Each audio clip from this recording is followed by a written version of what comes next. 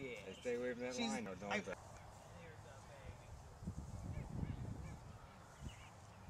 All I really wanted to do was to be able to hold her hand. At the very beginning was to hold her hand. I could do that now.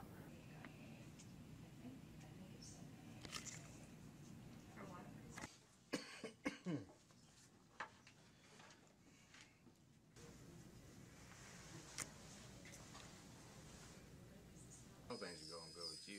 Yeah, I can't complain. I hear you. They listen, but they don't tell anything. Yeah, right.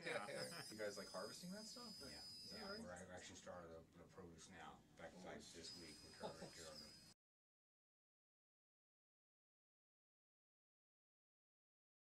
Well, when I first started here, I had movement like this. That's what I had, this side. And now it's like, because I thought that was a major recovery already.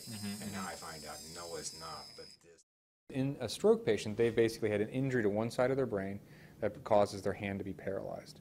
So we're taking a signal from the uninjured side of the brain, the opposite side of the brain, decoding that intention to move, that even though they can't move, we know that they want to move.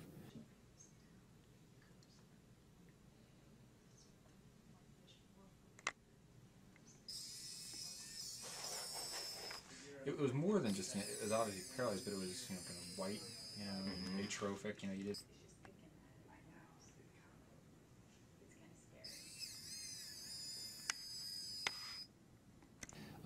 We're using external circuitry, meaning that we're using this brain-computer interface and this exoskeleton that gets controlled by your brain to alter the internal circuitry.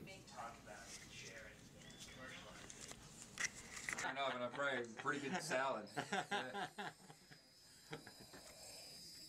I do it today. Yeah, that's pretty awesome. That's pretty good. That was great, actually. Yes, it is. That was cool. Rick was 3 to 4 years out from his stroke, and we can still recharge his plasticity for him to change his brain circuitry to functionally improve him. Every day is Christmas. It's all working. It's just falling into place the way you want it to be, and everybody's biggest smile on your face like I've got, because I'm going way, way beyond any thought, including myself, thought would ever get this better, much better. Weeded, but there's a whole bunch of them coming down there. Yeah. Walk towards ducks. We're good.